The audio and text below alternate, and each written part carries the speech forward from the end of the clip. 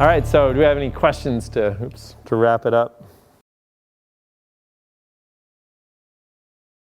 I didn't include it. There's really just a couple companies. Oramat's probably the biggest that supplies components to it. Again, just the length of the presentation, I didn't really have time to go into it. It hasn't been an area with just one public company. It hasn't been an area I've focused on just because I'd have to really learn about the business. And also, Oramat's good because they produce components, but they also own geothermal plants. And if you're looking at companies that are owning power plants, typically the rate of return's a lot lower. You're not going to get any big run up. I personally like to invest in the companies making the components. So whether you're looking at people that do wind farms or solar power plants, I'd much rather invest in the companies that are supplying the gear. Well, it's been interesting when you look at utilities.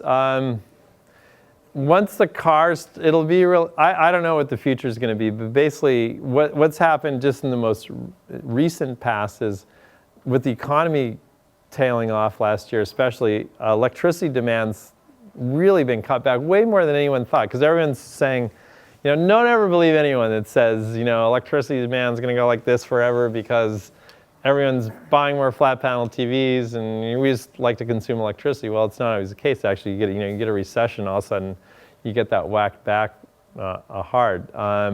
Also, what if people get way more efficient about using their electricity? Then that won't help the utility. But if you look at the utility starting to get a little business from the oil companies, it could be a good investment thesis for sure. So watch for that. Watch for actually how much electricity these utilities are selling, and that might give you a clue whether or not to put some money in utilities. And it depends on your type of investor that likes getting a dividend and a very stable company. Utilities are the way to go, or one possible way to go. Anyone else? No. I mean, it's just not, clean coal is just not an area that I'm involved with much. I've got a deal in China, a small one that's going to be a combined cycle, working in a plywood plant where they're going to make syngas out of the coal, and then with the heat they're going to use it they use a lot of steam evidently when they make the plywood. And so I've got a little investment in there. It's about my only quote-unquote clean coal deal, but I don't, the problem with a lot of those big industrial projects is they're just big industrial companies. They're going to supply pretty much commoditized, big boilers and scrubbers and all that. So it's not that exciting of a business typically. How about batteries for subdivisions or hydrogen for subdivisions?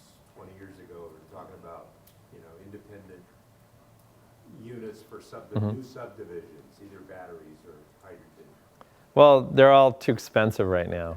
It's just better for the grid to be interconnected. So, when use goes down in one area and up in another, they can level it out. And really, just the information, so the smart grid's going to, I think, handle a lot of that. Yes? So the Volt, I think, in terms of the amount of money they've spent on marketing it, I think it's a fabulous vehicle. I begin to question it's going to look pretty much the same as any other car on the road. I think if you're going to spend a little extra money, because I think the retail is going to be, they still don't know, around $40,000. You're going to get a little subsidy on that of up to $7,000, I believe. But if it's 45, I mean, people are going to be paying, like a BMW type price. But if it looks like a Chevy Malibu, I'm kind of wondering, on the social side, if it'll really get adopted. I think, and there'll be, I can tell you one thing. I think the American car companies are spending way too much on their battery, trying to become battery experts. Millions and millions of dollars right now. And there's, when you talk about, it's Gene, right? He doesn't like subsidies. So when you talk about a lot of times that the government's giving people just kind of an open checkbook, to develop their battery technology, but you look at A123, they're already pretty far down the road. I think they're getting a loan though too, but a lot of Chinese manufacturers are coming in very reasonably priced on lithium ion right now. So I've got a feeling with the Volt, by the time it actually comes out, that other competitors will be coming in and possibly with the same type of features for a lower price. BYD Motors, for instance, in China. Well, it's been interesting because BYD has sold very few of those. So there's already a plug-in electric, on the market in China. BYD makes it, and that's an investment Warren Buffett made that he's done very well. I think made about $1 billion on that so far. But they've sold very few of these their plug-in hybrids. I'm talking under 100, from what I understand, in China, because they're, I guess, not price competitive. They're going to try and bring it here and take on the Volt, though. So I don't, I haven't been in the car, so I don't have an experience to know how good their fit and finish and quality is. But I wouldn't count out the Chinese. If they don't have it now, they'll have it soon. It's going to go down.